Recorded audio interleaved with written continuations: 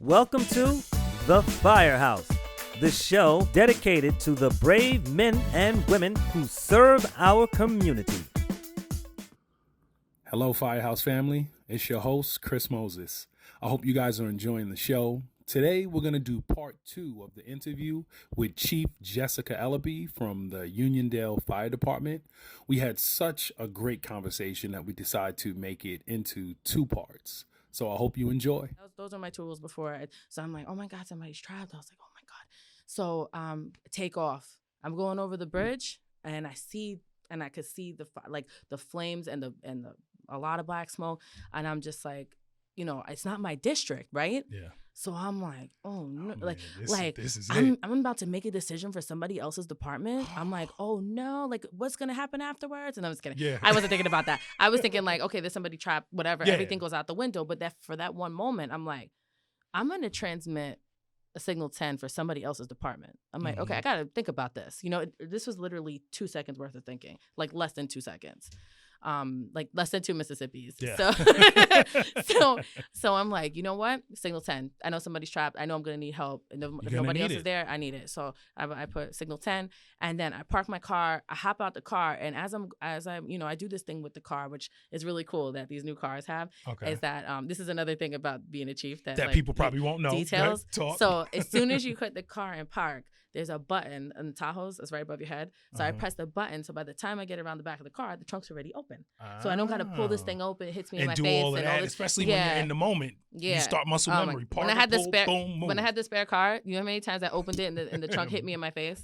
Oh my God, I'm like, great. Now I have like a bruise. So I press the button and as I'm going around the car, I'm like, wait a second. I just transmitted signal 10. I don't know their mutual aid plan. I mean, I kind of know it, but I don't really, you know what I mean? Who's coming? Know what's going on. So I'm like, all right, well, somebody's coming, whatever. So I just throw on my gear. There's a lady running. I see the whole house is on fire. Like there's only maybe like 1.5 floors kind of in the house. Okay. And the entire house is on fire. So I'm like, all right, well, this is Time what I signed up work. for, right? Exactly. So I popped up in the truck. I'm throwing my gear on. This lady from across the street's like, do you think I should turn off the electricity in my house because of the fire across the street? And I'm like, what? I'm like, do you not see what's going on here? I'm the only fire person here. So then on the radio on our, we have 2 different radios. One is a low band, one is a high band. So on the high band is where we talk to the firefighters. The low band is where we talk. You know this already. Say it because the listeners don't know this. So the low band radio is where we talk to communicate with our dispatchers back and forth. So on the high band radio, I don't even know who it was. Honestly, it might have been ex-Chief Skelly. I'm not sure. Said, I'm chauffeur only, or I'm this and that. I was like, I don't care. And normally I have radio control, and I'm like, okay, everybody, this is what we're gonna do today. No, when whoever it was said that, I'm like, bring everyone, bring the district guys, bring everybody. I don't care who they bring everyone. What time was it? And, oh my God, it was like in the morning. But we had just started our standby cruise. So we'll go into that later. Okay. But the standby cruise is really important. So we had every apparatus, every company got out. Wow. Every company got out, and EMS, paid EMS was there, the EMS supervisor, everybody was there. So which is normal. And the reason why I even mention that is because that's not our normal practice. We keep our district people in district. We don't send them out to other departments. We would have to use their resources. But this situation was so serious, this person was still trapped. Wow. So that's what the problem was. So the police officers were ripping open this wall, and then there was firefighters running to the back to get someone out, right? So I transmitted the 10. 2 seconds later, I'm like, you know what? I think I need a second alarm here because now this other house is starting to catch on fire. Yep, so I'm like, you know what? So now now the first thing I do, I look around. I'm like, is there a chief from this department here? Not yet, but this is within 4 or 5 minutes. So it's almost impossible, right? So I'm like, okay. I was like, transmit the second alarm. Okay. Transmit the second alarm. And a minute later, the chief from that department came. And I'm like, here, take it. Take it. Here you go. Your bag. And it was funny because it's one of the first times that I got to work with ex-chief Cameron Peak as we have to come up with a plan together type situation. So when he got off of the engine, he's like, well, what do you need me to do? Right? And that's the most important question that you need somebody to ask you as a chief is what do you not, I'm going to go do this. No, what do you need me to do? Because what's your pleasure, Chief? Exactly. What is your pleasure? And it's so important for somebody to ask you that question just like that. because, you know, they can say, oh, I'm going to go put the line over here. Okay. And then in my mind, all right, that guy's committed over there. Meanwhile, I had some ideas in my head, but I'm also not going to stop you from doing what you're going to do if it's the right thing to do. Right. So, so then they ended up starting, you know, put water on the house that was, you know, getting affected and stuff, because that's important. And just having bits and pieces going. And then everything ended up working out. We got the person out, you know, quickly and stuff. And the ambulance took a couple of people for smoke inhalation away. But it's that first 4 to 5 minutes is the critical part. Everything else works itself out. And you was able to handle that, though. Yeah, and then I turned around. Yeah, and I turned around. There was the field communications came, you know, and I'm like, oh, great. But then now what happened? We took everybody out of Uniondale. Who's protecting Uniondale? So now normally in this area, if you have a signal 10 in somebody else's district, they have a standby location, right? So that standby location was a couple of blocks away. So we ended up making like a command decision to keep those standby units on the main road. Instead of putting them at the firehouse, we put them on the main road and told them, okay, if there's a call in Uniondale, we need you to go to Uniondale, because now not only is that signal 10 procedure with all those units in there, you know, you have the second alarm procedure too. So there's a lot of units. So, okay, we had to designate this couple of units, we'll go to Uniondale if there's something. These couple of units, we'll go to Roosevelt if there's something, because we're completely committed. Again, so that's chief mentality right there. That's chief things that firefighters don't think about. Yeah, like, hey, exactly. Oh, look at the big, nice firecracker. And that's it. They're going to that and doing what they do there. And you're thinking about every piece, and even the piece of, we're over here doing this.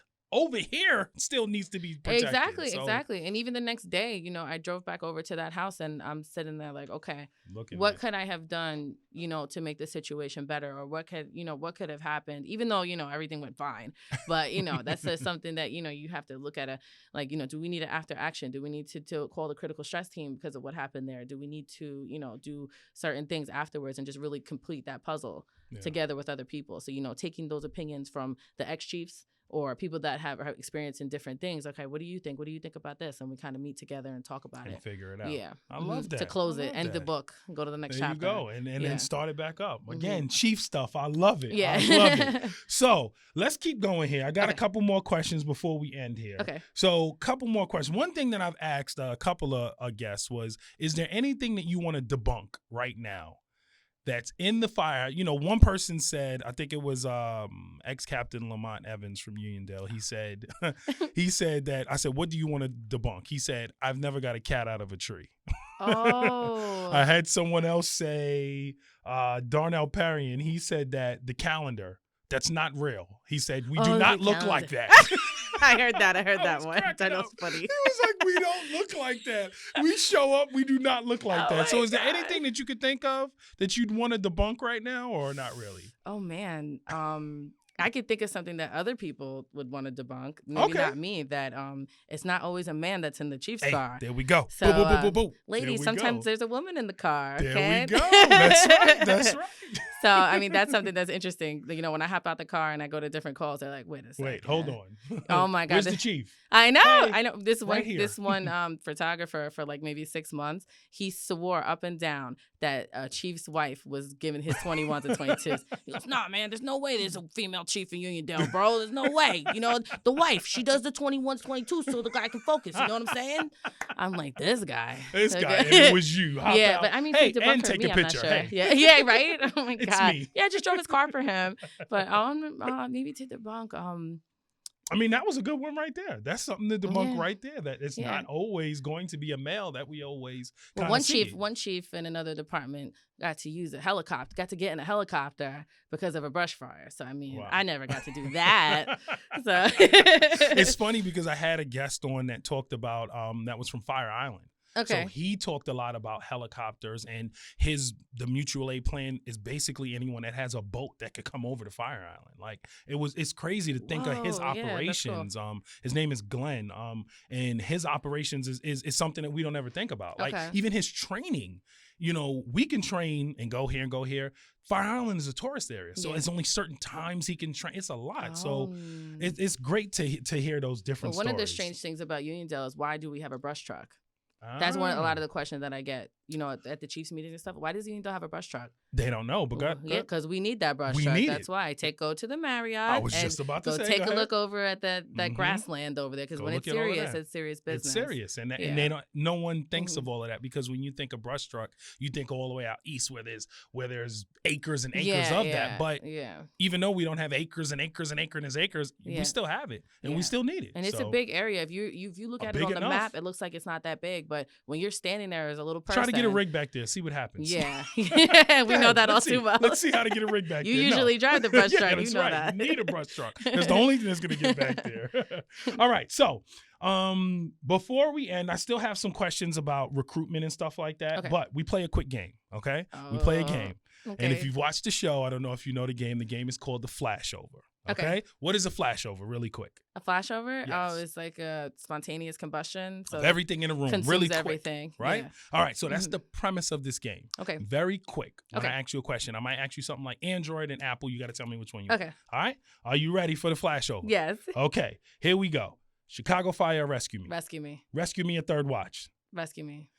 Rescue me again? Yeah. All right. That's good. All right. You said it real fast, too. All right. Backdraft, ladder 49. Backdraft. Backdraft. Ding, ding, ding, ding. I like that. And the most important question I'm going to ask you, engine or truck? Truck. There we go. She's from a rescue company. We got to say truck, right? We got to say truck.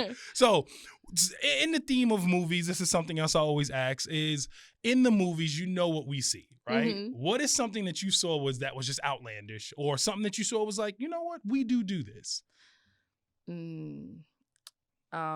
Something that I noticed is that the radios are not connected to anything on some of the shows. That's something that's not really important. No one has said that yet, just so you know. No one has said that. So I never even, now I'm going to have to look. In some parts of some of these shows, the radio is not connected to an actual radio. It's just like a head that's just sitting there. And that's it. And there's nothing, and there's no one. Yeah, I'm like, how are they talking? Who are you talking to? Yeah, exactly. You're just talking to a piece of, you know what? Now, I need all listeners now. We need to go back to Backdraft, ladder 49. Not important, literally. Chicago Fire, and go take a look, because I've never even thought about that. All my friends watch Chicago Fire, and they think it's the same thing. It's hilarious. All right. So before we end, I want you to tell me a little bit about Uniondale when it comes to recruitment, and what would you want the listeners to know?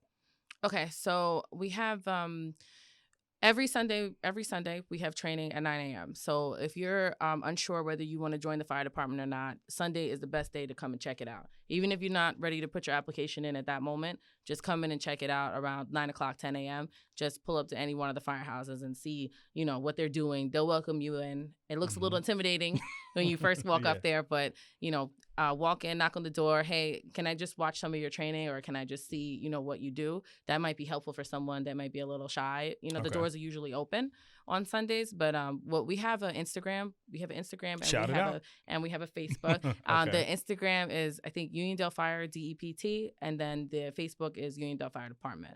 So check that out. Follow us. We're trying to build our social media platform to get more people involved. Yeah, and it's also important for retention too. So when people see themselves up there, their family sees them up there, it becomes a better experience. If you want to just starting off by emailing, it's recruitment@uniondalefd.org. Okay. So, we're looking for people. And if you live in Uniondale, just shout us out and come to meet with us and see if that's what you want to do. Even if you don't live in Uniondale, you can go on the Nassau County website. It's called Nassau County's Bravest.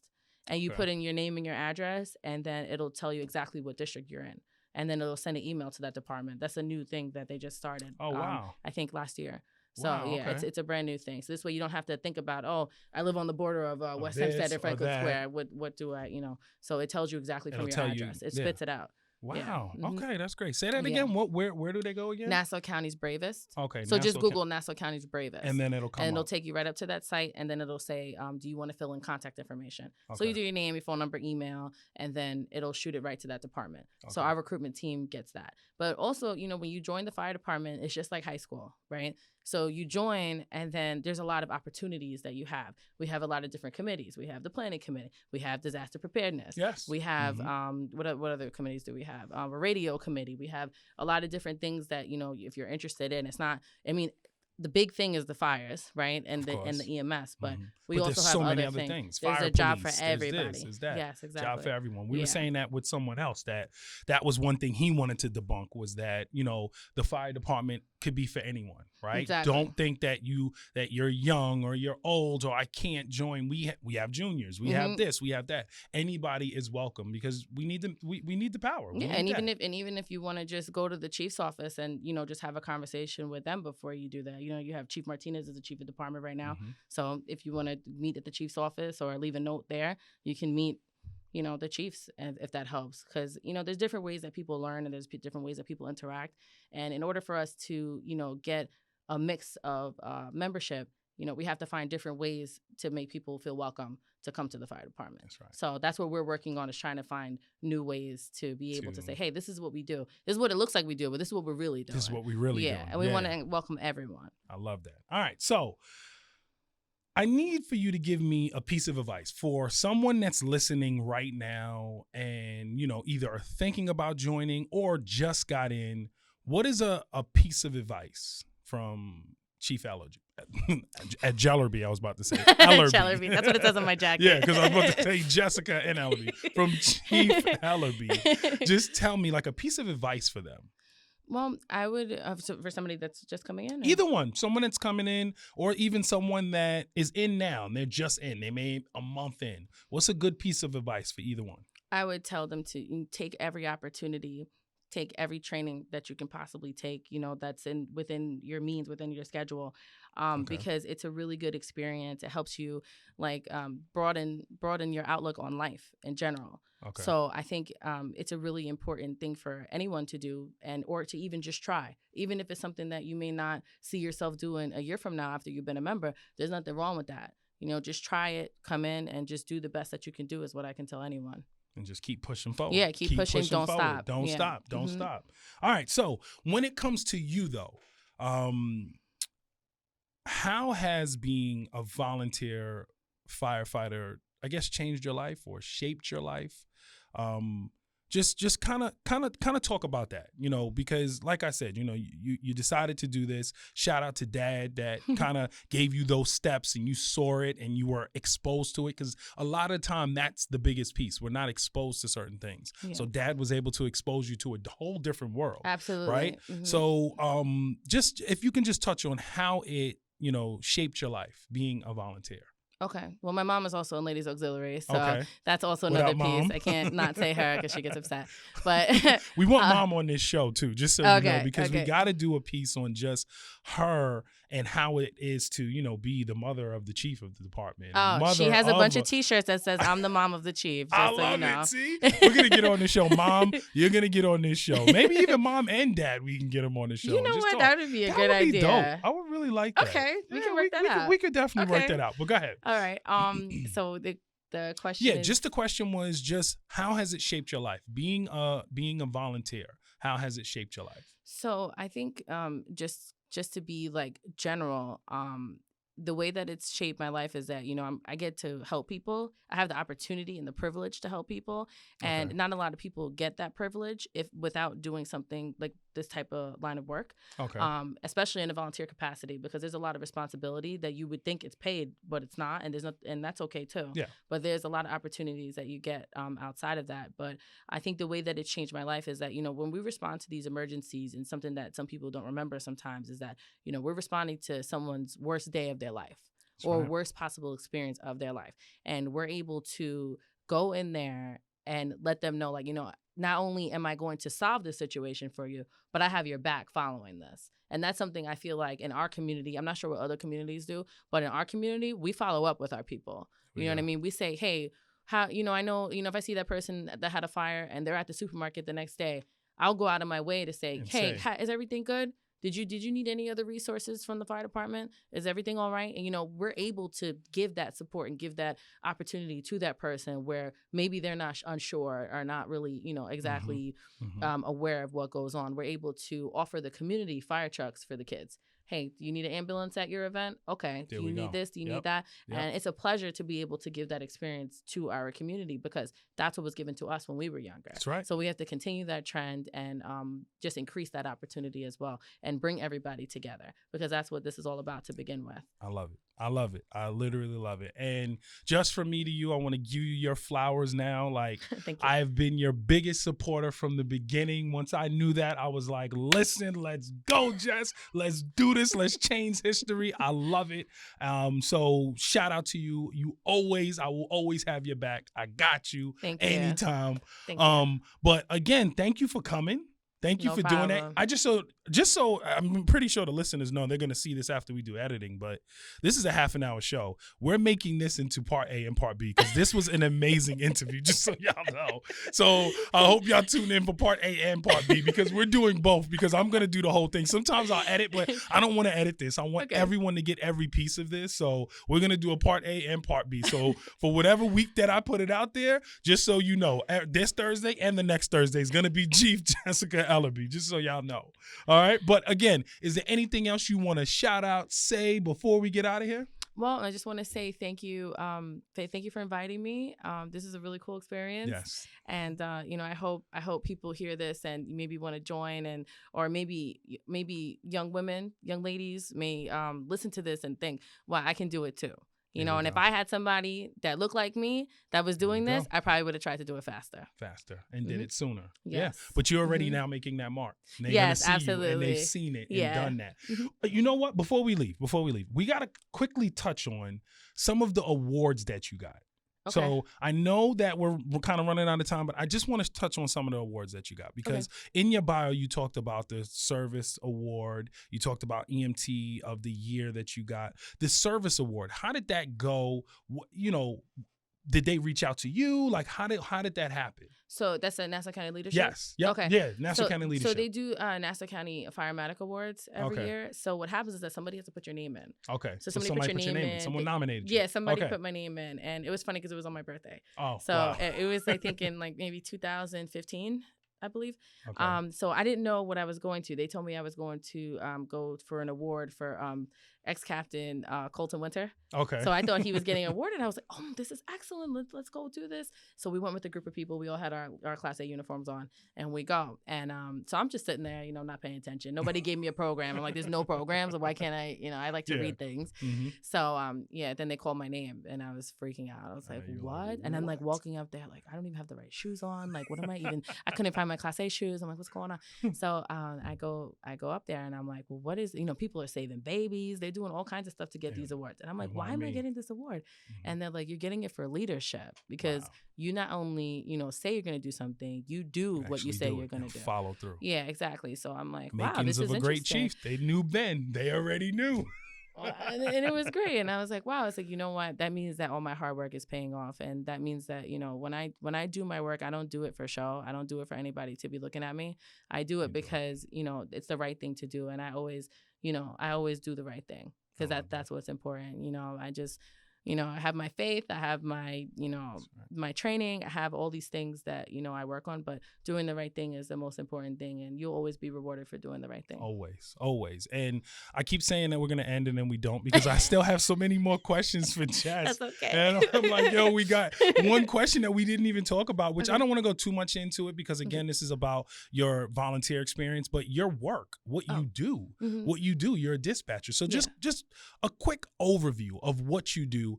And of course, the volunteer service is what kind of pushed you into that, I assume, right? Yeah. Mm-hmm. So just talk a little bit about that, of what you do actually at work. Okay, so when I first started off being a dispatcher, a fire dispatcher, I started at FDNY. I was a fire alarm dispatcher just for FDNY Fire. Okay. And I was assigned to Queens. So, but, when you do overtime, you go to all the boroughs. So, we work in all the boroughs. Okay. But the training, extensive, I can imagine. Because you need to know every code, everything. You had to know the codes within the first 2 days. Holy so, Jesus. But that training was literally and I'm already smart, right? Okay. Like, I know I'm smart. Going to that training was intense. You have to Do know. you even get to have like a piece of paper in front of you, like knowing the codes? Not or, when you take your test. No. But when you're like actually when you're there, dispatching, you can still have whatever. You can have the papers. But by that out, time, you already know. Yeah, it. you know already. But you also waste time if you look at it. So that's why it's so intense. It's so serious because any situation can happen. So I worked for FDNY Fire for a little short of 5 years, maybe a couple months short of 5 years, and then I went to in the Incorporated Village of Hempstead Fire Alarm Department. I was there for 2.5. And then now I'm at Nassau County Fire Communications as a fire communications technician, which is the same thing as a fire alarm dispatcher, just a different title. So it's Nassau County, so it's different. Right. So that is very intense because you have to know what the firefighters know. And you have to be their resource, their backup. And some people say, "Oh, you're a keyboard warrior." Like you just. I actually have never heard that, but okay, I can imagine them saying that. I know one person. I'm like, "What does that mean?" I wasn't offended yet because I didn't know what it meant, so I wasn't even mad. I was like, "What are you talking about?" So, but don't forget the warrior part. Yeah, Go ahead. warrior like that. Okay, Xena. So I was, as being a dispatcher, you have to know the firefighter's entire job, right? So luckily, I'm already a member of Uniondale Fire Department, so I pretty much have an understanding. FDNY does different things a little bit, like as far as their training, they just use different words, or there's different type of procedures. So every department will have a different procedure that's just known, Yeah. So and I had the opportunity last weekend to meet Chief Michelle Fitzsimmons. Okay. She's the second female battalion chief of FDNY. And shout out. She was such a great person. I was so excited to meet her. And even speaking in front of her, I was like kind of nervous. I'm like, oh my gosh, she's here. And then who knew that I had a treat that I got to meet the first female battalion chief in FDNY was at this conference that I was at for women for the day. So Chief Rochelle Jones. And I'm like, whoa, what is going on here? Power moves and I had the building. opportunity to speak Inspiration. with them. Exactly. I had the opportunity to ask them questions, speak with them, and they were both great people, and it was just so wonderful to meet them. But as a dispatcher in the city, your job is very serious because you can have moments where everybody's having conversations with each other, and the next thing you know, there's 2 fifth alarms. Back to back. And you have to know your job. You have to. There's no time to ask anybody questions. There's no time to, sit around and, discuss anything because when you're on, you're on. So that's why now, when I see even though I don't work there anymore, when I see the other dispatchers, when I go to some fire department dinners, and so a lot of them are becoming chiefs now. Mm-hmm. Why do most dispatchers become chiefs? Because they have communication skills. You got the skills. So, you know how to delegate, you know how to do already because you're a dispatcher. Mm-hmm. So now when you got to keep calm in these situations. Yeah, exactly. Everyone's screaming, they want this, they want that. You got to prioritize. Yeah. Wow. Yeah, exactly. And then even the people in the office will come, everybody has a job, but you have to communicate so well with each other and work with each other. So we became very close working together. So when I see them now, I'm like, oh my God, hey, how's everything? How's the babies? How's everything? Because, you know each other's business at that point. You know everything. Working back to back to back. So, it's really good. But as a dispatcher, you have to know the job before you do the job. And sometimes people think, oh, the dispatcher just sit around. You're not paid for the time that you are paid for the time, but you're not paid for your downtime. You're paid for when it hits the fan. That's right. And working for the fire alarm department in Hempstead, there's only one dispatcher on. So if the whole village goes down, the whole village loses power. Guess who they're calling? They're calling. That phone is lighting up. lighting up. The second phone's lighting up. The backup phone's lighting up. And you're the only one there. So you have to know, what to do. But the great thing about the fire alarm department in Hempstead is that, you back each other up. So we have Barbara DeRisi. She's a dispatcher at Fire Alarm. And, there was one day where there was a big storm. And, I didn't even have to call her. I just hear the door open. She walks in, sits down, takes her pen, takes her piece of paper. I got this phone. I'm like, okay, that works. I didn't even have to call her because, it's like, that's when I realized, I was like, you know what? Dispatchers are the same no matter where they work because we know what it takes to do the job. And then we also know how much it means to you when somebody comes and supports you, so then a lot of the time you're going to need that support. And the same thing at Firecom. Is the same situation. They back you up. Hey, let me print out this procedure for you. Let me get this. Let me get that for you. Yeah, the supervisor's coming over. Everybody's doing something. It's so crazy to me because people, even people listening to this, I know there's some, people listening that think they can do that job.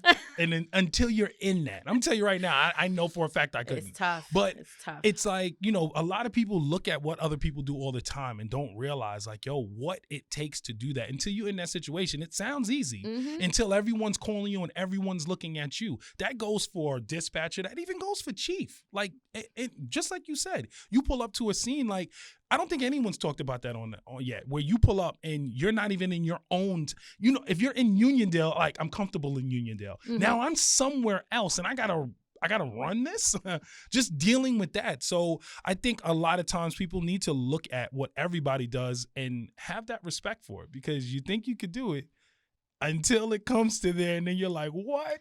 Serious business. One time we were, when you're the person that's on the radio, like how we're talking right now, right?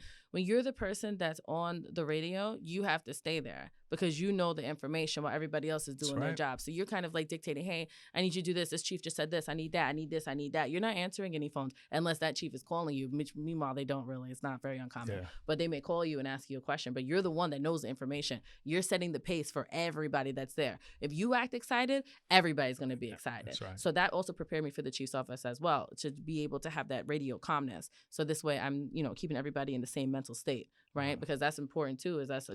How are we even mentally prepared before we got to this call? That's right. Because if the dispatcher's all over the place, I'm going to be all over the place. Oh my God, they can't. How am I going to do this? But, that's really important. And, the dispatcher really sets the tone. So, learning from the senior dispatchers and from the senior supervisors and things where the 70s, they talk about the 70s all the time, the fires in the Bronx and everything. Hearing those stories, it's like, okay, well, I'm not even in that kind of situation. This is serious. So, when you're the person on the radio, you're the decision dispatcher or, whatever's going on, you have to have that calmness. Like one day I was on the radio and we had 3/4 alarms. This is like our craziest day. 3/4 alarms, like a water rescue, like, and some other stuff was going on. And I'm like, why do I feel like this? And I'm like, oh, I didn't eat all day. This is because these calls are coming back. Because you've been running all day. Yeah. So then, where the new location is for the dispatchers is Queens, the Bronx, and Manhattan. So the guys from Manhattan ended up getting pizza for the Queens dispatchers because we couldn't leave. We couldn't leave. And they so take care of it. Yeah, I love exactly. that. See, all of that, and that's what the fire service always brings. Like no matter what, and a lot of people have said it on the show. No matter what's going on here and what's going on there, once it's down, that's one thing with the fire service. Listen, I may not like this, I may not like you, but once we're here, we're together. Let's get this done, and then we can go back to not liking each other. But right now, let's do that. So again, listen, Jess, thank you so much for coming. Like I said, for my people that are listening, you're probably now listening to part 2 of this. So I hope you enjoyed it. It was great. Thank you so much for coming. All right, thank you so much. So listen, we have just heard from Chief Jessica Ellerbe from Uniondale Fire Department about her life as a firefighter. I hope you enjoyed the conversation. Please like, share, subscribe. I am your host, Chris Moses, and tune in next week for another great conversation in the Firehouse.